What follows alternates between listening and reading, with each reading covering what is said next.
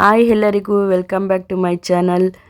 ಈ ವಿಡಿಯೋದಲ್ಲಿ ರಾಣಿ ಫಿಲಮ್ ಪ್ರಮೋಷನ್ನು ಕಿರಣ್ ರಾಜ್ ಎಲ್ಲರಿಗೂ ಗೊತ್ತೇ ಇದೆ. ಅವ್ರು ಆ್ಯಕ್ಟ್ ಮಾಡಿರೋ ಮೂವಿನ ಪ್ರಮೋಷನ್ ಮಾಡ್ತಿದ್ದೀವಿ. ಹಾಗೆ ಪ್ರೆಸ್ ಮೀಟ್ ಕಂಟೆಂಟ್ ಎಲ್ಲ ಇದೆ, ಸ್ಕಿಪ್ ಮಾಡದೆ ನೋಡಿ, ಸಬ್ಸ್ಕ್ರೈಬ್ ಮಾಡಿ. ಕಿರಣ್ ರಾಜ್ ಜೊತೆ ರೀಲ್ಸ್ ರಾಣಿ ಪ್ರಮೋಷನ್ ಮಾಡಿದ್ದೀನಿ, ಹೇಗಿದೆ ಅಂತ ಕಮೆಂಟ್ ಮಾಡಿ.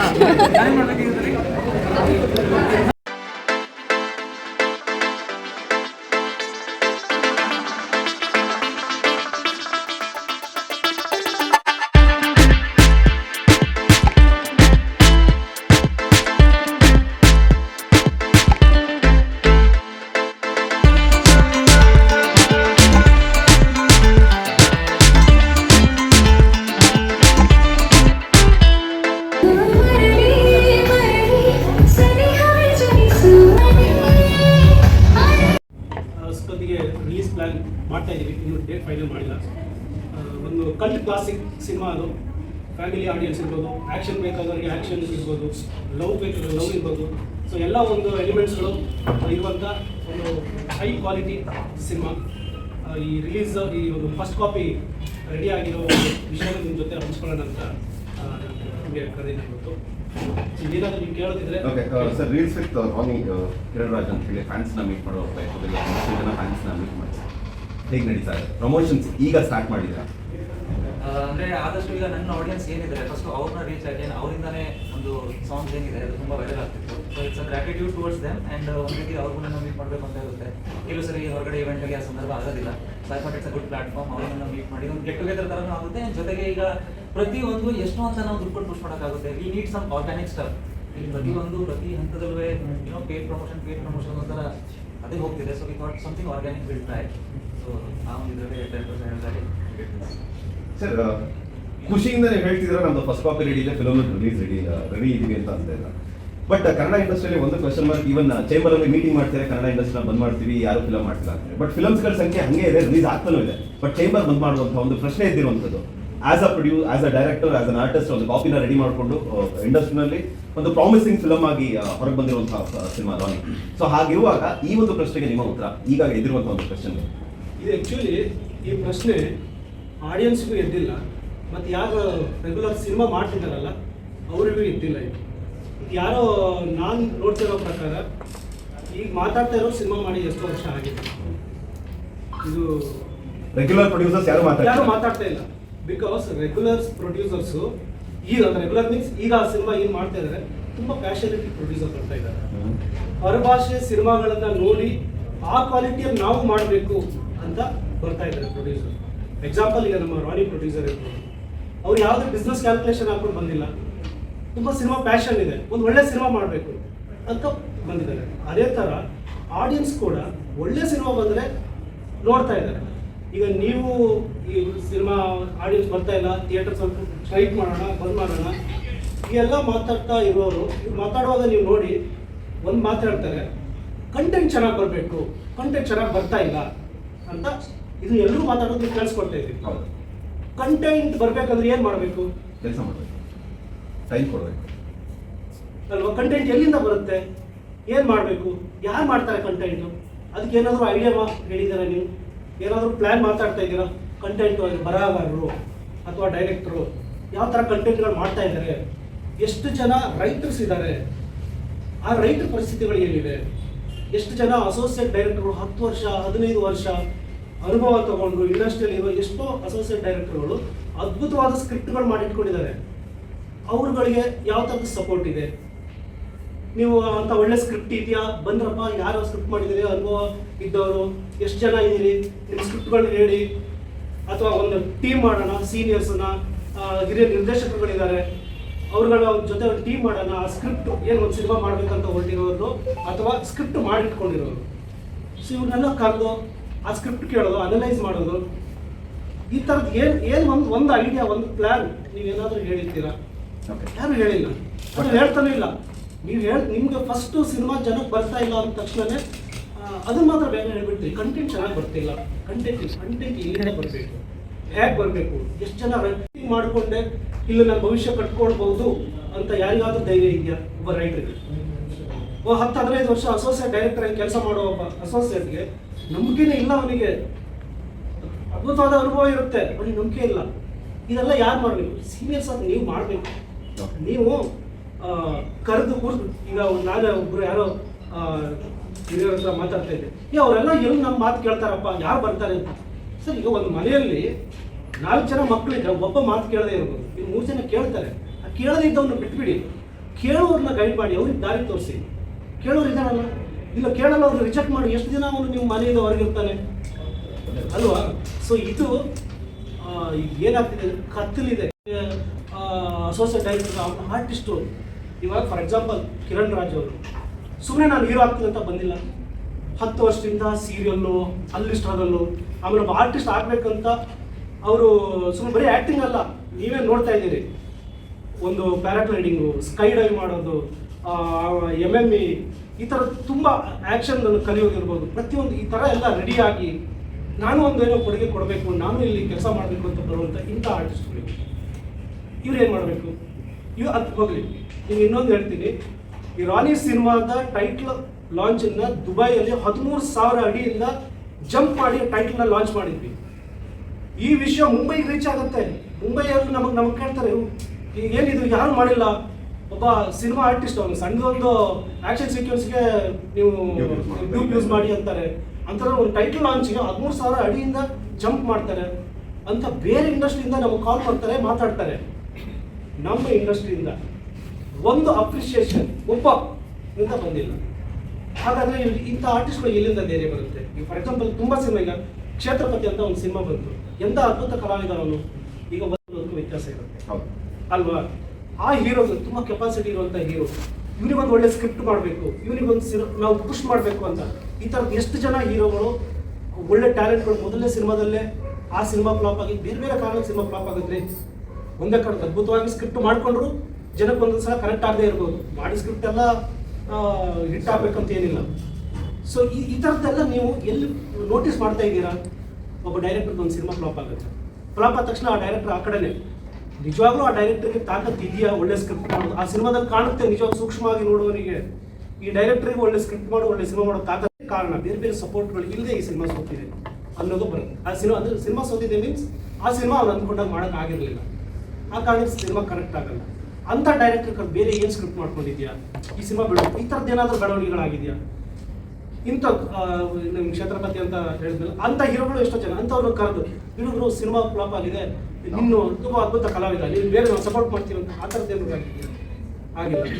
ಒಂದು ಗೆದ್ದ ಹೀರೋ ಇಂದ ಓಡ್ಬಿಡ್ತೀರಿ, ಆ ಹೀರೋ ಕೂಡ ಹೆಂಗೆ ಗೆದ್ದ ಅಥವಾ ಗೆದ್ದ ಸಿನಿಮಾದಿಂದ ಡೈರೆಕ್ಟರ್ ಹಿಂದೆನೇ ಓಡೋದಲ್ಲ, ಆ ಡೈರೆಕ್ಟ್ರು ನಿಜವಾದ ತಾಕತ್ತಿದ್ದ ಗೆದ್ದ ಅಥವಾ ಫ್ಲೂಕಲ್ಲಿ ಗೆದ್ದ.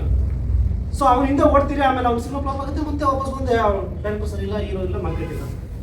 ನೀವು ಮಾರ್ಕೆಟಲ್ಲಿ ಇರೋ ಹೀರೋ ವರ್ಷಕ್ಕೆ 2 ಸಿನಿಮಾ ಮಾಡಬೇಕು, 3 ಸಿನಿಮಾ ಮಾಡಬೇಕು ಅಂತ ಹೇಳೋದಕ್ಕಿಂತ ಇನ್ನೊಂದು 10 ಜನ ಹೀರೋ ಹುಟ್ಟಾಕೋ ಪ್ರಯತ್ನಗಳು ಏನಾಗಿದೆ? ಒಂದು ಎಕ್ಸಾಂಪಲ್ ಹೇಳಿ ಸರ್, ಒಂದು ಹೇಳಿ ಇಂಥ ಒಂದು ಪ್ರಯತ್ನ ಮಾಡಿದ್ದು ಗೊತ್ತಾಗಿಲ್ಲ ಅಂತ ಒಂದು ಎಕ್ಸಾಂಪಲ್ ಹೇಳಿ. ಅದೇ ಚೇಂಬರ್ ಅವ್ರ ಪ್ರಶ್ನೆ ಏನು ಅಂದ್ರೆ ಸ್ಟಾರ್ಸ್ ಫಿಲಮ್ ಮಾಡ್ತಿಲ್ಲ ಅಂತ ಹೇಳಿ. ಬಟ್ ನಾವು ಆಸ್ ಅ ಮೀಡಿಯಾ ಪರ್ಸನ್ಸ್ ಆಗಿ ನಾವು ಕೇಳೋದೇನಂದ್ರೆ ಸ್ಟಾರ್ಸ್ ವರ್ಷಕ್ಕೆ 1 ಫಿಲಮ್ ಮಾಡ್ತಾರೆ, 2 ವರ್ಷಕ್ಕೆ 1 ಫಿಲಮ್ ಮಾಡ್ತಾರೆ ಅನ್ನೋದಕ್ಕಿಂತ ಹೆಚ್ಚಾಗಿ ಸಮಸ್ಯೆಗಳು 1000 ಇದೆ. ಮೊದಲನೇದು ಸರ್, ಮಲ್ಟಿಪ್ಲೆಕ್ಸ್ ಕರ್ನಾಟಕ ಒಂದನ್ನು ಹೊರತುಪಡಿಸಿ ಬೇರೆ ಎಲ್ಲ ಕಡೆಯಲ್ಲೂ ಕೂಡ ಮಲ್ಟಿಪ್ಲೆಕ್ಸ್ ಟಿಕೆಟ್ ಪ್ರೈಸ್ ಬಂದ್ಬಿಟ್ಟು ಮ್ಯಾಕ್ಸಿಮಮ್ 150 ಇದೆ. ಬಟ್ ಕರ್ನಾಟಕದಲ್ಲಿ ಒಂದು ನಾರ್ಮಲ್ ಮಲ್ಟಿಪ್ಲೆಕ್ಸ್ ಅಂದ್ರೆ 150 ಇಂದ 500 ಇದೆ. ಅದ್ರ ಬಗ್ಗೆ ಯಾರು ಯೋಚನೆ ಮಾಡ್ತಿಲ್ಲ. ಒಂದು ಸರಿ, ನೀವು ಹೊಸಬ್ರು ಅಂತ ಹೇಳಿದ್ರಿ, ಈಗ ಆ ಡಿಸ್ಕಷನ್ ಎಲ್ಲ ಕಡೆ ಇದೆ, ಹೊಸತನ ಬರಬೇಕು, ಹೊಸಬ್ರು ಬರಬೇಕು. ಬಟ್ ಈ ಇಡೀ ಡಿಸ್ಕಷನ್ ಇಡೀ ನ್ಯೂಸ್ ಅಲ್ಲಿ ಹೊಸಬ್ರ ಬಗ್ಗೆ ಒಂದಾದ್ರೂ ಯಾರು ಮಾತಾಡ್ತಾ ಇಲ್ಲ ಅಲ್ವಾ? ಬಟ್ ಚೇಂಬರ್ ಹೇಳ್ತಾ ಇದ್ದು ಸ್ಟಾರ್ಸ್ ಫಿಲಮ್ ಮಾಡ್ತಿಲ್ಲ. ನಂಗೆ thumbnail-ಗೆ ಬೇಕಾ? 6 ತಿಂಗಳಲ್ಲಿ ಇವತ್ತಿನ ದಿನಕ್ಕೆ 100 ರಿಂದ 110 ಫಿಲ್ಮ್ ರಿಲೀಸ್ ಆಗಿದೆ. ಆ 110ರಲ್ಲಿ ಮಿನಿಮಮ್ ಅಂದ್ರೂ 5 ರಿಂದ 10 ಫಿಲ್ಮ್ ಒಳ್ಳೆ ಫಿಲ್ಮ್ ಇದೆ ಅಂತ ಎಲ್ರಿಗೂ ಗೊತ್ತಾಗಿದೆ. ಬಟ್ ಜನ ಹೋಗಿಲ್ಲ. ಒಂದು ಮಲ್ಟಿಪ್ಲೆಕ್ಸ್ ಅಲ್ಲಿ ಕರೆಕ್ಟ್ ಆದಂತ ಶೋ ಕೊಡ್ತಿಲ್ಲ. ಇದ್ರ ಬಗ್ಗೆ ಯಾಕೆ ಸಿನಿಮಾನೇ ಇರಲ್ಲ? ಲೈಕ್ ನಮಗೂ ಅದರ ಪರ್ಸನಲ್ ಎಕ್ಸ್ಪೀರಿಯನ್ಸ್ ಆಗಿದೆ. So fair distribution of theatre ಅಂತೂ ಇಲ್ವೇ ಇಲ್ಲ. ಆಮೇಲೆ ಫಸ್ಟ್ ಆಫ್ ಆಲ್ ಮನೆಯವ್ರಿಗೆ ಸಪೋರ್ಟ್ ಮಾಡಬೇಕು. ಇಲ್ಲಿ ಹೊರಗಡೆ ಎಲ್ಲರಿಗೂ ಸಪೋರ್ಟ್ ಇದೆ, ಮನೆಯವ್ರ ಮೇಲೆ ಲಾಸ್ಟ್ ಅಲ್ಲಿ ಅಂದ್ರೆ ಮನೆಯವ್ರಿಗೆ ಸರಿಯಾಗಿ ಪ್ಲಾಟ್ಫಾರ್ಮ್ ಇಲ್ಲ. ಈಗ ಹೊಸ ಸ್ಟಾರ್ಗಳು ಸಿನಿಮಾ ಮಾಡಬೇಕು, ಸ್ಟಾರ್ಗಳು 2 ಸಿನಿಮಾ ಮಾಡಬೇಕು, ಇವರು ಟ್ರೆಂಡಲ್ಲಿ ಇಲ್ಲ ಅನ್ನೋದು ಇಲ್ಲೇ ಗೊತ್ತಾಗ್ತಿದೆ. ಈಗ ಹಿಂದೆ ನೀವು 15 ವರ್ಷದ ಹಿಂದೆ 10 ವರ್ಷದ ಹಿಂದೆ ಒಂದಿಂದಲೇ ಒಂದು ಸಾಂಗ್ ಶೂಟ್ ಮಾಡ್ಕೊಂಡು ಬರ್ತೀವಿ. ಇವಾಗ ಆಗುತ್ತಾ? ಆ ಮೇಕಿಂಗ್ ಇವಾಗ ಮಾಡಿದ್ರೆ ಜನ ನೋಡ್ತಾರ? ಹೊರಗಡೆ ಹಿಂಗ ನಡೀತಾ ಇದೆ ಮೇಕಿಂಗು, ಎಷ್ಟು ನಡೀತಾ ಇದೆ? ಮೊನ್ನೆ ಯಾರೊಬ್ರು ಹೇಳ್ತಿದ್ರು, ಒಬ್ಬ ಡೈರೆಕ್ಟರ್ ಒಂದು ಸ್ಕ್ರಿಪ್ಟಿಗೆ 6 ತಿಂಗಳು 10 ಸಾರಿ ಅದ್ರ ತೀಡಿ ಮಾಡಬೇಕು ಸ್ಕ್ರಿಪ್ಟನ್ನು. ನೀವು ಅಲ್ಲೋಗಿ ದುಡ್ಡು ಹರಿದಾಕೋದಲ್ಲ, ಈ ಪೇಪರ್ ಹರಿದಾಕಿ 10 ಸಾರಿ ತೀಡಿ ಸ್ಕ್ರಿಪ್ಟ್ ಮಾಡಿ. ಇಲ್ಲಿ ನೀವು ಇವ್ರು ಏನು ಗೊತ್ತಾ, ರೈಟ್ರಿಗೆ ದುಡ್ಡು ಕೊಟ್ಟರೆ ಅದು ಲಾಸ್ ಅಂದ್ಕೊಳ್ತಾರೆ. ಇಲ್ಲಿ ಒಬ್ಬ ರೈಟ್ರು ಆ ಡ್ಯೂರೇಷನ್ನ ಕಮ್ಮಿ ಮಾಡಿ ಅದ್ರ ಮೇಲೆ ವರ್ಕ್ ಮಾಡಿ 50 ಲಕ್ಷ ಉಳಿಸ್ತಾನೆ. ಇಲ್ಲಿ ರೈತರಿಗೆ 10 ಲಕ್ಷ ಕೊಡಲ್ಲ. ಅದನ್ನು ಶೂಟ್ ಮಾಡಿ 1 ಕೋಟಿ ಕಳ್ಕೊತಾರೆ. ಸಿನಿಮಾ ಡಬ್ಬಿಂಗ್ ಹೋಗೋ ವರ್ಷನ್ 5 ಅವರ್ ಇರುತ್ತೆ. ಯಾಕೆ 5 ಅವರ್ ಇರುತ್ತೆ? ಯಾಕೆ ಜಜ್ಮೆಂಟ್ ಇಲ್ಲ ಸ್ಕ್ರಿಪ್ಟ್ ಮೇಲೆ? ಪ್ಲಾನ್ ಇಲ್ಲ, ಪ್ರೀ ಪ್ರೊಡಕ್ಷನ್ ಪ್ರಾಪರ್ ಪ್ಲಾನ್ ಇಲ್ಲದೆ ಶೂಟಿಂಗ್ ಟೈಮಲ್ಲಿ ಟೈಮ್ ವೇಸ್ಟ್ ಮಾಡೋದು. ಹೌದು, ಪ್ಲಾನ್ ಮತ್ತೆ ಈ ಸ್ಕ್ರಿಪ್ಟ್ ಅನ್ನೋದು ನನ್ನ ಪ್ರಕಾರ 6 ತಿಂಗಳಲ್ಲಿ 1 ವರ್ಷ ಮಾಡಿ, 1 ವರ್ಷ ಮಾಡಿ ಪ್ರೊಡ್ಯೂಸರ್ಗೂ ಸೇಫ್ ಆಗುತ್ತೆ, ಸಿನಿಮಾನೂ ಅದ್ಭುತವಾಗಿ ಬರುತ್ತೆ. ಸೊ ಈ ಕೆಲಸ ಇಲ್ಲಿ ಅದು ನಾನು ನೀವು ಹೇಳ್ತೀನಿ. ಹೇಳಿದ್ದಕ್ಕೆ ಒಂದು ಪ್ರಶ್ನೆ ಮತ್ತೆ ಎತ್ತೋದನ್ನೋದಾದ್ರೆ ಸರ್, ಹೊರಗಡೆ ಲೈಕ್ ನನಗೆ ಗೊತ್ತಿರೋ ಪ್ರಕಾರ ತೆಲುಗುನಲ್ಲಿ ತಮಿಳಿನಲ್ಲಿ ಒಬ್ಬ ರೈಟರ್ಗೆ ಒಂದು ರೆಮ್ಯುನರೇಷನ್ ಕೊಡ್ತಾರೆ ಜಸ್ಟ್ ಒಂದು ರೈಟಿಂಗ್ ಮಾಡೋದಕ್ಕೆ. ಅದೇ ನಮ್ಮಲ್ಲಿ ರೈಟರ್ಗೆ 50,000 ಕೊಟ್ಟರೆ ಹೆಚ್ಚಾಗಿದೆ. ಹೌದು, ಅದೇ ನಾನು ಈ ಸಮಸ್ಯೆ ಯಾಕೆ ಬರ್ತಾ ಇದೆ? ರೈಟರ್ಗೆ ಯಾಕೆ ಕನ್ನಡ ಇಂಡಸ್ಟ್ರಿ ವ್ಯಾಲ್ಯೂ ಕೊಡ್ತಾ ಇಲ್ಲ? ಫಿಲಂ ಗೆಲ್ಲೋದು ನಿಮ್ಮ ಪ್ರಕಾರ ಒಂದು ನೋನ್ ಫೇಸ್ ಸ್ಕ್ರೀನ್ ಮೇಲೆ ಕಾಣಿಸೋದ್ರಿಂದ ಅಥವಾ ನೋನ್ ಫೇಸ್ ಹತ್ರ ಆಡಿಸುವಂತ ಪದಗಳು ಅಥವಾ ಬರುವಂತ ಕತೆ ಮೇಲೆ? ಹೌದು ನೋಡಿ, ರೈಟರ್ ಈ ಹೀರೋ ಹಣೆ ಬರ ಇರ್ಬೋದು, ಒಬ್ಬ ಪ್ರೊಡ್ಯೂಸರ್ ಹಣೆ ಬರ ಇರ್ಬೋದು, ಒಬ್ಬ ಟೆಕ್ನಿಷಿಯನ್ ಹಣೆ ಬರ ಇದೆ, ಎಲ್ಲರ ಹಣೆ ಬರ ಬರೆಯೋನು ರೈಟರ್ ಅನ್ನೋ ಸತ್ಯ ಎಲ್ಲಿವರೆಗೆ ಗೊತ್ತಾಗಲ್ವೋ ಅಲ್ಲಿವರೆಗೆ ರೈಟರ್ ಬೆಲೆ ಇಲ್ಲ. ಈಗ ಆ ಕೆಲಸ ನಾನು ಮಾಡಿ ಬಂದಿದ್ದೀನಿ. ರೈಟ್ರಲ್ಲಿ ಯಾರಿಗೂ ಗೊತ್ತಿಲ್ಲ ರೈಟರ್ ವ್ಯಾಲ್ಯೂ ಏನು ಅಂತ. ನಾನು ಹೇಳೋದು ಹೀರೋಗಳು ಇವು 4 ಜನ ಬೌನ್ಸರ್ ಮತ್ತೆ ಏನು ಇವ್ರು ಇಟ್ಕೊಳ್ತಾರೆ, ಅವ್ರ ಜೊತೆ 4 ಜನ ರೈಟರ್ ಇಟ್ಕೊಳ್ಳಿ, ನಿಮ್ಮ ಹಣೆ ಬರ ಅದ್ಭುತವಾಗಿರುತ್ತೆ. ನಾನು ಹೇಳ್ತಾ ಇರೋದು ನನ್ನ ಅನುಭವ ಬರೋದು, ನಿಮ್ಗೆ ಕಾಣ್ತಾ ಇಲ್ಲ. ಸೊ ಇದು ತುಂಬ ಕಷ್ಟ ಆಗುತ್ತೆ ನನ್ನ ಪ್ರಕಾರ. ಈಗ ನೋಡಿ, ಈಗ ಆ್ಯಕ್ಚುಲಿ ಒಂದು ಖುಷಿ ವಿಚಾರ ಅಂದರೆ ದರ್ಶನ್ ಸರ್ದು ಸಿನಿಮಾ ಕಾಟೇರ ಸಿನಿಮಾ ಅದ್ಭುತವಾದ ಕೆಲಸ. ಆ ರೈಟ್ರನ್ನ ಕರೆದು ಅವ್ರಿಗೆ ಗಿಫ್ಟ್ ಕೊಟ್ಟು ಒಂದು ಪ್ರೆಸ್ ಮೀಟ್ ಮಾಡಿ, ಇದು ಒಂದು ಒಳ್ಳೆ ಬೆಳವಣಿಗೆ. ಇದು ಈಗ ದರ್ಶನ್ ಸರ್ ಏನು ಫ್ರೀ ಆಗಿದ್ದಾರಂತಲ್ಲ, ಬಂದು ಆ ರೈಟ್ರ್ ಅಕ್ಕಪಕ್ಕದಲ್ಲಿ ನಿಲ್ಲಿಸಿ ಒಂದು ಆ ಗಿಫ್ಟ್ ಕೊಡೋದಿದೆಯಲ್ಲ. ಸೊ ಈ ಥರದ್ದು ಬೇರೆ ಇಂಡಸ್ಟ್ರಿಯಲ್ಲಿ ಆಗ್ತಾ ಇದೆ, ನಮ್ಮ ಇಂಡಸ್ಟ್ರಿಯಲ್ಲೂ ಆಗಬೇಕು. ಎಲ್ಲಿವರೆಗೆ ಬರಹಗಾರನನ್ನು ಮುಖ್ಯವಾಗಿ ನೀವು ನೋಡಲ್ವೋ ಅಲ್ಲಿವರೆಗೆ ಬರೀ ಮಾತಾಡ್ತಿರ್ತೀವಿ. ಅದು ಸಮಸ್ಯೆ, ಸಣ್ಣ ಸಣ್ಣ ಸಮಸ್ಯೆ ತುಂಬ ಇದೆ. ನಿಮಗೆ ಮಲ್ಟಿಪ್ಲೆಕ್ಸ್ ಇರ್ಬೋದು, ಪ್ರೈಸ್ ರೇಟ್ ಇರ್ಬೋದು, ಆಮೇಲೆ ಥಿಯೇಟರ್ಗಳಲ್ಲಿ ನಾನು ಒಂದು ಸರ್ವೆ ಮಾಡಿದ್ವಿ 10 ದಿನ ಸರ್. ಆ ವಿಡಿಯೋಗಳನ್ನು ನೀವೆಲ್ಲ ಯೂಟ್ಯೂಬಲ್ಲಿ ಸಿಗುತ್ತೆ. ನಾವು ಹೋಗಿ ಜನಗಳನ್ನ ಥಿಯೇಟ್ರನ್ನು ಮೀಟ್ ಆಗಿದ್ವಿ. ಎಂತೆಲ್ಲ ಪ್ರಾಬ್ಲಮ್ಸ್ಗಳಿದ್ದಾವೆ ಅಂದರೆ, ಒಬ್ಬ ಆಟೋ ಓನರ್ ಹೇಳ್ತಾನೆ, ನಾವೆಲ್ಲ ಮೊದಲು ಆಟೋನ ಥಿಯೇಟ್ರ್ ಒಳಗಡೆ ಹೋಗ್ತಾ ಇದ್ವಿ ಸರ್, ಇವಾಗ ನಮಗೆ ಒಳಗಡೆ ಎಂಟ್ರಿ ಇಲ್ಲ, ನಾವು ಫ್ಯಾಮಿಲಿ ಕರ್ಕೊಂಡು ಒಳಗಡೆ ಹೋಗೋಕ್ಕಾಗಲ್ಲ. ಯಾಕಂದರೆ ಕಾರ್ ಅವನು 50 ರೂಪಾಯಿ ಕೊಡ್ತಾನೆ, ನಾವು 50 ರೂಪಾಯಿ ಪಾರ್ಕಿಂಗ್ ಚಾರ್ಜ್ ಕೊಡೋಕ್ಕಾಗಲ್ಲ, ನಾವೆಲ್ಲ ರೋಡಲ್ಲಿ ನಿಲ್ಲಿಸಿ ಹೋಗಬೇಕು. ಸಿನಿಮಾ ಮುಗಿಸಿ ಬರುವಷ್ಟಕ್ಕೆ ಆಟೋ ಪಾರ್ಟ್ಸ್ ಎಲ್ಲ ಕಿತ್ಕೊಂಡು ಹೋಗಿರ್ತಾರೆ. ನಾವು ಅದರಿಂದ ನಾವು ಸಿನಿಮಾ ಅಲ್ಲಿ ಹೋಗೋದೇ ಬಿಟ್ವಿ ಅಂತ. ಈ ಥರದ್ದು ಸಣ್ಣ ಸಣ್ಣ ಸಮಸ್ಯೆಗಳು ಅದು ದೊಡ್ಡದಾಗಿದೆ. ಮತ್ತು ಈ ಸಮಸ್ಯೆಗಿಂತ ಜಾಸ್ತಿ ನೆಗೆಟಿವ್ ಆಗಿ ಮಾತಾಡ್ತಿದ್ದಾರೆ. ಓಡಲ್ಲ, ಈ ಸಮಯ IPL ನಡೀತಾ ಇದೆ, ಇಲೆಕ್ಷನ್ ನಡೀತಾ ಇದೆ, ಈ ಗ್ಯಾಪಲ್ಲಿ ಯಾವುದು ಒಳ್ಳೆ ಸಿನಿಮಾ ರಿಲೀಸ್ ಮಾಡೋ ಧೈರ್ಯ ಯಾರು ಮಾಡಿಲ್ಲ. ಇದು ನಮ್ಮ ಇಂಡಸ್ಟ್ರಿ ಅಷ್ಟೇ ಅಲ್ಲ, ಬೇರೆ ಇಂಡಸ್ಟ್ರಿಗಳಲ್ಲೂ ಆಗಿದೆ. ನಿಮಗೆ ಯಾವ್ದು ಮಂಜು ಮಲೆಬಾಯ್ಸು ಪ್ರೇಮನು 2 ಬಿಟ್ಟರೆ ಬೇರೆ ಎಲ್ಲ ಇಂಡಸ್ಟ್ರಿಯಲ್ಲೂ ಸಿನಿಮಾ ಈ ಇಲೆಕ್ಷನ್ ಇದರಲ್ಲಿ ಅಷ್ಟೊಂದು ಜನ ಅದಕ್ಕೆ ಕನೆಕ್ಟ್ ಆಗಿಲ್ಲ. ಅದಕ್ಕಿಂತ ಹೆಚ್ಚಾಗಿ ನಮ್ಮಲ್ಲಿ ಅಂಥ ಸಿನಿಮಾ ರಿಲೀಸ್ ಆಗಲ್ಲ ಈ ಗ್ಯಾಪಲ್ಲಿ. ನಿಮಗೆ ಬ್ಲಿಂಕು ಮತ್ತು ಶಾಕಾಹಾರಿ 2 ಒಂದು ರೇಂಜಿಗೆ ಹೋದ್ರು, ಆ ಮೂಮೆಂಟಲ್ಲಿ ರಿಲೀಸ್ ಆಗಿ ಸತ್ ಮಾಡ್ತದೆ ಸ್ವಲ್ಪ. ಸೊ ಆ ಥರ ರಿಲೀಸ್ ಆಗಿಲ್ಲ. ನೀವು ನೆಗೆಟಿವ್ ಮಾತಾಡೋದು ಬಿಡಬೇಕು. ಸಿನಿಮಾ ನೋಡುವ ವರ್ಗ ಇದ್ದೇ ಇದೆ. ರವಿಚಂದ್ರನ್ ಸರ್ ಹೇಳ್ತಾ ಇದ್ರು, ಒಳ್ಳೆ ಸಿನಿಮಾ ಪ್ರೇಕ್ಷಕ ಯಾವತ್ತೂ ಕೈ ಬಿಡಲ್ಲ. ಅದು ಸಾರ್ವತ್ರಿಕ ಸತ್ಯ. ಅದು ಎಲ್ಲ ಇಂಡಸ್ಟ್ರಿಗೂ ಎಲ್ಲ ಪ್ರೇಕ್ಷಕರಿಗೂ. ಸೊ ಇವತ್ತು ಥಿಯೇಟ್ರಿಗೆ ಒಂದೇನಂದ್ರೆ, ಥಿಯೇಟ್ರಿಗೆ ಜನ ಬರ್ತಾ ಇಲ್ಲ, ಬೇರೆ ಬೇರೆ ಪ್ಲಾಟ್ಫಾರ್ಮ್ಗಳು ಜನ ನೋಡ್ತಾ ಇದ್ದಾರೆ. ಥಿಯೇಟ್ರಿಗೆ ಯಾಕೆ ಬರ್ತಾ ಇಲ್ಲ ಅಂದ್ರೆ ಅಲ್ಲಿ ಇನ್ನೊಂದು ಸಮಸ್ಯೆ ಇದೆ ನೋಡಿ. ಒಂದು ಸಿನಿಮಾ ಮೇಕಿಂಗ್ ಇವತ್ತು ನಾವು ಅದ್ರ ಕಲರ್ ಗ್ರೇಡಿಂಗು ಅದ್ರದ್ದು ಇದೆ ತುಂಬ ಅದ್ಭುತವಾಗಿ ಮಾಡಿಬಿಡ್ತೀವಿ. ಆ ಕಲರ್ ನಿಮ್ಗೆ ಆ ಸ್ಕ್ರೀನಲ್ಲಿ ಕಾಣಲ್ಲ ಎಷ್ಟೋ ಸ್ಕ್ರೀನ್ಗಳಲ್ಲಿ. ಒಂದು ತಿಂಗಳು ಸ್ವಲ್ಪ ದಿನದಿಂದ ನಾನೊಂದು ಸಿನಿಮಾಗೆ ಹೋಗ್ತೀನಿ, ಅದಕ್ಕಿಂತ 1 ತಿಂಗಳಿಂದ ಅದೇ ಥಿಯೇಟ್ರಿಗೆ ಹೋಗಿದ್ದೀನಿ, ಸೇಮ್. ಆಮೇಲೆ ಹೋಗ್ತೀನಿ, ಸೇಮ್. ಆ ಕಡೆ ಬರ್ತಾ ಥಿಯೇಟ್ರ್ ಓನರ್ ಸಿಗ್ತಾರೆ, ಏನು ಸರ್ ಸ್ಕ್ರೀನ್ ಹಂಗಿದೆ ಅಂದರೆ, ಅದು ಟ್ಯೂಬ್ ಸ್ವಲ್ಪ ಪ್ರಾಬ್ಲಮ್ ಆಗಿದೆ ಅಂತ. 1 ತಿಂಗಳು ಹಿಂದೆನೂ ಹಂಗೆ ಇದೆ. ಸೊ ಕ್ವಾಲಿಟಿ ಸಿನಿಮಾ ಅಲ್ಲಿ ನೋಡೋ ಅನ್ನೋ ಆಡಿಯನ್ಸ್ಗೆ ಆ ಸಿನಿಮಾದಲ್ಲಿ ಏನು ಅಭಿಪ್ರಾಯ ಬರುತ್ತೆ? ಸೊ ಇದೆಲ್ಲ ಒಟ್ಟಾರೆಯಾಗಿ ಏನೇನೋ ಸಮಸ್ಯೆ ಇದೆ. ಇದು ನಮ್ಮ ಇಂಡಸ್ಟ್ರಿಗೆ ಹಿರಿಯರು ಅನ್ಸ್ಕೊಂಡಿದ್ದಾರೆ. ಏನಿದೆ, ನೀವು ಹಿರಿಯರೆಲ್ಲ ಕರೆದು ಬಂದ್ರು ಅಂತ ಅವ್ರು ಆಜ್ಞೆ ಮಾಡಬೇಕು, ರಿಕ್ವೆಸ್ಟ್ ಮಾಡಬೇಡಿ, ಆಜ್ಞೆ ಮಾಡಿ. ಎಷ್ಟು ಸಾರಿ ತಪ್ಪಿಸ್ಕೊಳ್ತಾರೆ, ಎಷ್ಟು ಸಾರಿ ನೆಗ್ಲೆಕ್ಟ್ ಮಾಡ್ತಾರೆ. ಕೊನೆಗಿಲ್ಲ ಇವ್ರು ಬಿಟ್ಟರೆ ನಮಗಿಲ್ಲ ಅನ್ನೋ ಥರ ಹಾಗೆ ನಿಮ್ಮ ಶಿಸ್ತು. ಫಸ್ಟ್ ನಿಮ್ಮ ಮೇಲೆ ಗೌರವ ಬರೋ ಥರ ಮಾಡ್ಕೊಳ್ಳಿ. ಇವ್ರು ಹೇಳಿದ್ರೆ ನಾವು ಇವ್ರು ಫಾಲೋ ಮಾಡಬೇಕಪ್ಪ, ಇವ್ರು ನಮ್ಮ ಪರವಾಗಿದ್ದಾರೆ, ನಮ್ಗೆ ಸಪೋರ್ಟ್ ಮಾಡ್ತಾರೆ ಅನ್ನೋದು ನಮಗೆ ಬರಬೇಕು. ಓಕೆ, ನೀವು ಹೇಳಿದ್ರೆ ಹೊಸಬ್ರು ಬಂದು ಹಡಬರಿಗೆ ಗೊತ್ತಿಲ್ಲ ಆಗುತ್ತೆ. ಅದು ನಾನು ಹೇಳೋದು, ಅಲ್ಲಿ ಯಾರೇ ಕೂತ್ಕೊಂಡಿದ್ರು ಒಂದು ಒಳ್ಳೆ ಇಚ್ಛಾಶಕ್ತಿ ಇರಲಿ ನಿಮಗೆ. ನನ್ನ ಇಂಡಸ್ಟ್ರಿ ನಾನು ಇದಕ್ಕೆ ಒಳ್ಳೇದೇನೋ ಮಾಡಬೇಕು. ಏನು ಈ ಸಮಸ್ಯೆ ಬಗೆಹರಿಸೋಕ್ಕಾಗದ ಸಮಸ್ಯೆ ಅಲ್ಲ ಇದು, ಅಲ್ವಾ? ಫಸ್ಟ್ ಆಫ್ ಆಲ್ ನಾನು ಹೇಳೋದು, ಫೌಂಡೇಶನ್ ಗಟ್ಟಿ ಮಾಡಿದ್ರೆ ಮೀನ್ಸ್ ಕಂಟೆಂಟ್ ಅಂತ ಹೇಳ್ತಾರೆ. ಬರೀ ಮಾತಾಡ್ತಾ ಇದ್ದೀವಿ, ಒಳ್ಳೆ ಕಂಟೆಂಟ್ ಬರಬೇಕು ಅಂದರೆ ಏನು ಮಾಡಬೇಕು, ಏನು ಡಿಸಿಪ್ಲಿನ್ಗಳನ್ನು ನಾವು ತರಬೇಕು. ಇದು ಫಸ್ಟ್ ಸರಿ ಆದರೆ ಅದ್ರ ನಂತರದ್ದು ಎಲ್ಲ ಸ್ಟೆಪ್ಸ್, ಅದು ಸಿನಿಮಾ ಆಗೋದು, ಅದು ರಿಲೀಸ್ ಆಗೋದು, ಅದು ಥಿಯೇಟ್ರ್ ಜನ ಬರೋದು, ಜನ ಕರೆಸೋದು, ಪ್ರಮೋಷನ್ ಮಾಡೋದೆಲ್ಲ ನಂತರದ ಸ್ಟೆಪ್. ನಾವು ಬೇಸಿಕ್ ಫೌಂಡೇಶನ್ ಹಾಳು ಮಾಡ್ಕೊಂಡ್ಬಿಟ್ಟಿರ್ತೀವಿ. ಸೊ ಅದು ಕರೆಕ್ಟ್ ಆಗಬೇಕು ಅನ್ನೋದು ನನ್ನ ಅಭಿಪ್ರಾಯ. ಓಕೆ, ಕಿರಣ್ ರಾಜ್ ಅವ್ರಿಗೆ ಆಸ್ ಅನ್ ಆರ್ಟಿಸ್ಟ್ ಇವಾಗ ಚೇಂಬರ್ ಅವ್ರು ಹೇಳ್ತಾರೆ ವರ್ಷಕ್ಕೆ 3 ಫಿಲ್ಮ್ ಮಾಡಬೇಕು, 4 ಫಿಲ್ಮ್ ಮಾಡಬೇಕು ಅಂತ. ಸೊ ಕಿರಣ್ ರಾಜ್ ಅವರು 3 ಫಿಲ್ಮ್ ಮಾಡ್ತೀನಿ, 4 ಫಿಲ್ಮ್ ಮಾಡ್ತೀನಿ, 100% ಕತೆ ಸಿಗುತ್ತೆ. ಹಾಗಾದ್ರೆ ಎಲ್ಲ ಕಥೆನೂ ಆಸ್ಕೊಂಡು ನೀವು ಫಿಲ್ಮ್ ಮಾಡ್ತೀರಾ, ಸೊ ನೀವು ಸೆಲೆಕ್ಷನ್ ಹೋಗ್ತೀರಾ, ಯಾಕಂದ್ರೆ ಕರಿಯರ್ ಮ್ಯಾಟರ್ಸ್ ಆಗುತ್ತೆ ನಿಮ್ದು. ನಾನಿನ್ನೂ ಆ ಸ್ಟೇಜ್ ಅಂತೂ ಇಲ್ಲ. ನಾನು ಹೇಳ್ತಿಲ್ಲ, ನನಗೆ ಈಗ 10 ವರ್ಷ ಆಗಿದೆ, ಜನಗಳು ಪ್ರೀತಿ ಇದೆ, ಒಂದಷ್ಟು ಜನ ಪರಿಚಯ ಇದ್ದಾರೆ, ಜನಗಳು ನಾನು ಪರಿಚಯ ಇದ್ದೀನಿ. ಬಟ್ ಸ್ಟಿಲ್ ನನಗೆ ನಾನು ಪಾರ್ಟ್ ಆಫ್ ಇಂಡಸ್ಟ್ರಿ ಅಂತ ನನಗೆ ಇನ್ನೂ ಅನ್ಸೇ ಇಲ್ಲ. ಇನ್ನೂ ನನ್ನ ಆ ಇಂಡಸ್ಟ್ರಿ ಒಂದು ಸರ್ಕಲ್ ಇದೆ, ಎಲ್ಲೋ ದೂರ ಇದೆ ಅಂತ ಅನಿಸ್ತಿದೆ. ನನ್ನ ಪಾಡ್ ನಾನು ಮಾಡ್ತಾ ಇದ್ದೀನಿ. ಸ್ಟಿಲ್ ನನಗೆ ಆ ಕನೆಕ್ಟಿವಿಟಿ ಅನಿಸ್ತಾ ಇಲ್ಲ. ನಾನು ಅದೇ ಹೇಳ್ತಾ ಇರೋದು, ಒಂದು ಸೆಕ್ಟರ್ ಬೆಳಿಬೇಕು ಅಂತಂದ್ರೆ not in terms of finance, ನಾನು ಹೇಳ್ತಾ ಇರೋದು the amount of job it produces, ಅದು ಕ್ಯಾಲ್ಕುಲೇಟ್ ಆಗುತ್ತೆ. ಸೊ ಇವತ್ತು ಹೊಸ ಜನರೇಷನ್ ಅವರು ಇಂಡಸ್ಟ್ರಿಗೆ ಬರಬೇಕು ಅಂದ್ರೆ ಯಾವ ಧೈರ್ಯದ ಮೇಲೆ ಬರಬೇಕು ಅಂತ ನಾನು ವಿಷಯ ಮಾಡ್ತಾ ಇದ್ದೀನಿ. ಈಗ ನಾನು ಹೇಳಿದ್ನಲ್ಲ, ಈಗ ಏನು ಡಿಸ್ಕಷನ್ ನಡೀತಿದೆ, ಆ ಇಡೀ ಡಿಸ್ಕಷನ್ ಅಲ್ಲಿ ಹೊಸದ್ರ ಬಗ್ಗೆ ಡಿಸ್ಕಷನ್ ಇಲ್ಲ. The number of films they are making. ಅವರು ಈಗ ಅವ್ರ ಸಿನಿಮಾ ಓಡ್ತಿಲ್ಲ, ಅಲ್ಲಿ ಅವ್ರಿಗೆ ಗೊತ್ತಿರೋದಕ್ಕೆ ಎಷ್ಟೋ ಹೊಸಬ್ರು ಒಳ್ಳೆ ಸಿನಿಮಾ ಇದೆ, ಅದು ಬೇರೆ ಬೇರೆ ಕಾರಣದಿಂದ ಓಡಿಲ್ಲ. ಹಾಗಂತ ಅವ್ರಿಗೆ ಮುಂದೆ ಲೈಫೇ ಇಲ್ಲ ಅಂತನ. ಈಗ ನಾನು 10 ವರ್ಷ ಅವ್ರಿಗೆ ಇನ್ವೆಸ್ಟ್ ಮಾಡಿದ್ದೀನಿ ಸಿನಿಮಾ ಇಂಡಸ್ಟ್ರಿಗೆ. ಸಡನ್ಲಿ ಇವತ್ತು ಬಂದು ಸಿನಿಮಾ ಇಂಡಸ್ಟ್ರಿ ಕ್ಲೋಸ್ ಅಂತ ಗೊತ್ತಾದಾಗ 10 ವರ್ಷ ಇನ್ವೆಸ್ಟ್ಮೆಂಟ್ ಅಲ್ಲಿ ಹೋಯ್ತು. ನಾನು ಮುಂದೆ ಏನು ಮಾಡಲಿ? ನಾನು ಹೋಗಿ ಮಾಡೋ ಬಿಡು ಅಂತ ನನಗೆ ಒಂದು ಕ್ಲಾರಿಟಿ ನನಗೆ ಸಿಗ್ತಾ ಇಲ್ಲ. So should I continue or ನಾನು ಯಾವ್ದಾದ್ರು ಬೇರೆ ಕೆಲಸ ನೋಡ್ಬೇಕಾ? ಆ ಒಂದು ಕ್ಲಾರಿಟಿ ನನಗೆ ಸಿಗ್ತಾ ಇಲ್ಲ. ಅಂತದ್ರಲ್ಲಿ ಆ ಕತೆ ತನಕ ನನಗೆ ಹೋಗಿ ಈಗ ಪ್ರತಿ ವರ್ಷನೂ ಒಬ್ಬೊಬ್ಬ ಹೊಸ ಹೀರೋ ಹುಟ್ಕೊಂತಾ ಇದ್ದಾರೆ. ಅಂದ್ರೆ ಕನ್ನಡದಲ್ಲಿ ಒಬ್ಬ ಒಳ್ಳೆ ಹೀರೋ ಬಂದಿದ್ದಾನೆ ಅಂದ್ರೆ ಅದು ಒಂದಿಷ್ಟು ಜನಕ್ಕೆ ಮಾತ್ರ ಗೊತ್ತಾಗ್ತದೆ, ಇಂಡಸ್ಟ್ರಿ ಹೊರಗಡೆ ಜನಕ್ಕೆ ಗೊತ್ತಾಗ್ತದೆ. ಈವನ್ ಕನ್ನಡ ಇಂಡಸ್ಟ್ರಿ ಏನು ಸ್ಟಾರ್ಟಿಂಗ್ ಇದೆ ನೋಡಿ, ಮುಂಗಾರು ಮಳೆ ಹೊಸ ಪ್ರಯತ್ನ, ದುನಿಯಾ ಹೊಸ ಪ್ರಯತ್ನ, ಈವನ್ ಈಗ ಮಂಜುಮಾಲ್ ರಾಯಸ್ ಹೊಸ ಪ್ರಯತ್ನ, ಪ್ರೇಮಲು ಹೊಸ ಪ್ರಯತ್ನ, ಗೆಲ್ತಿರೋದು ಒಂದು ಏನೋ ಒಂದು ಹೊಸ ರೆವಲ್ಯೂಷನ್ ಕ್ರಿಯೇಟ್ ಮಾಡಿದ್ರೆ ಹೊಸಬ್ರು. ಆದ್ರೂ ನನ್ಗೆ ಒಂದೇ ಪ್ರಾಬ್ಲಮ್, ಈ ಹೊಸಬ್ರು ಯಾಕೆ ಡಿಸ್ಕಷನ್ ಅನ್ನೋದು ಅಷ್ಟೇ. ಲೈಕ್ ಅವರು ಸಮಸ್ಯೆ ಅನುಭವಿಸಿರೋದೇ ಹೊಸಬ್ರು ಆಕ್ಚುಲಿ ಹೇಳ್ತಿಲ್ವಾ, ಈ ಕಡೆ ದುಡ್ಡು ಇಲ್ಲ, ಆ ಕಡೆ ಹೆಸರು ಇಲ್ಲ, ಮತ್ತೆ ಕೆಲಸನೂ ಇಲ್ಲ.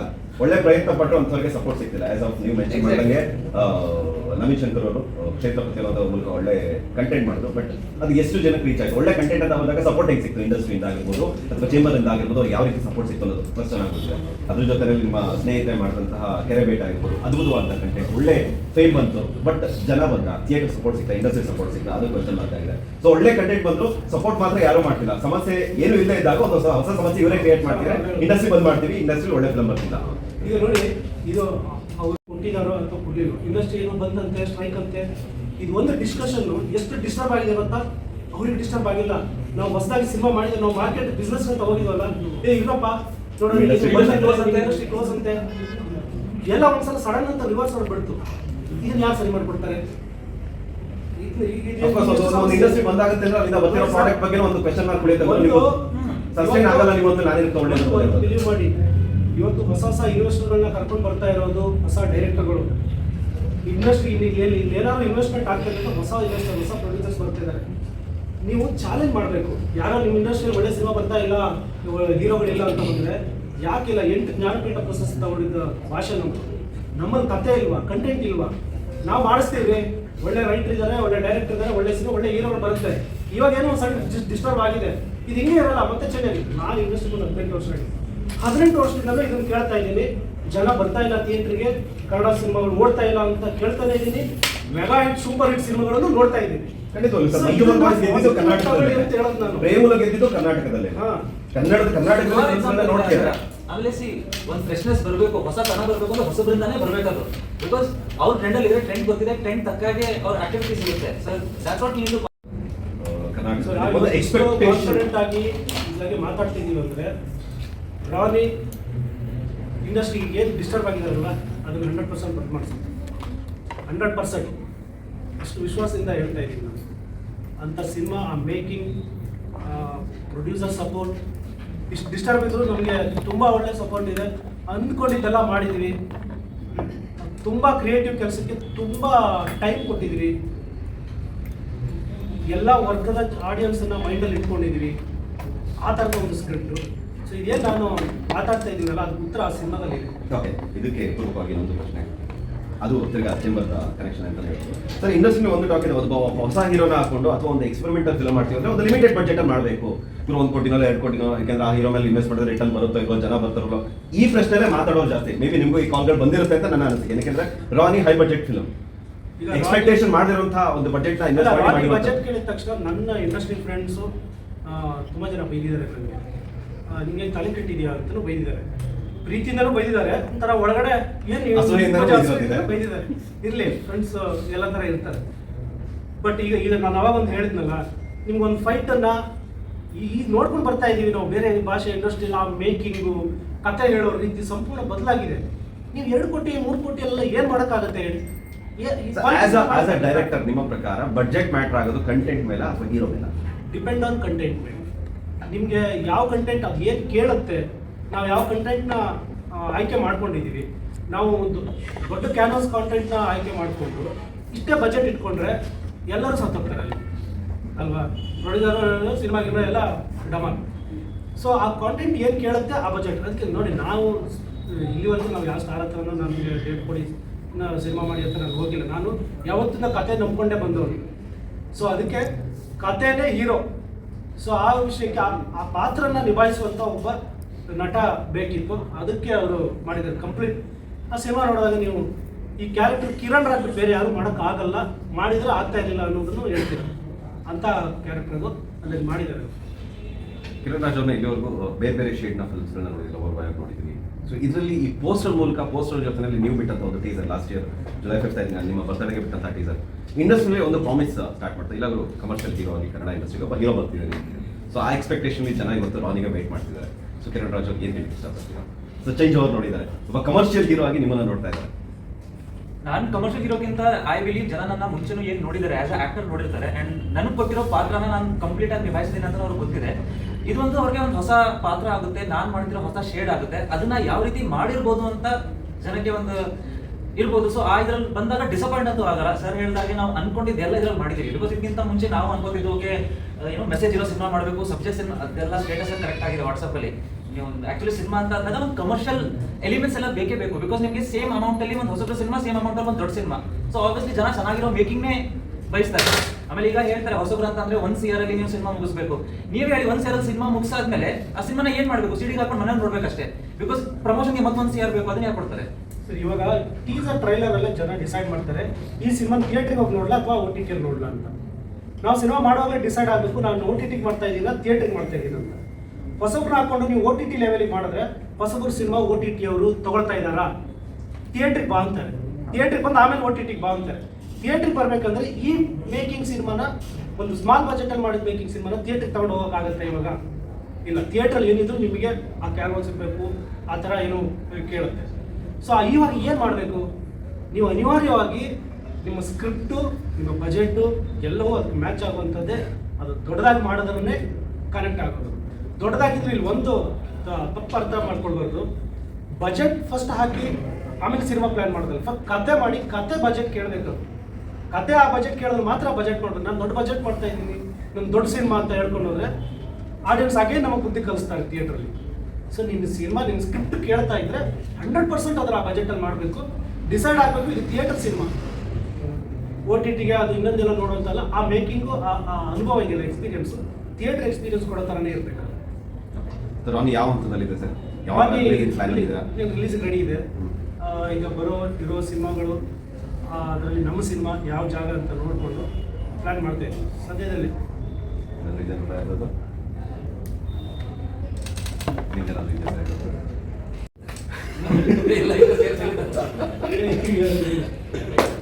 ಪ್ರಮೋಷನ್ ಯಾವಾಗ ಸ್ಟಾರ್ಟ್ ಮಾಡ್ತಿದ್ದಾರೆ?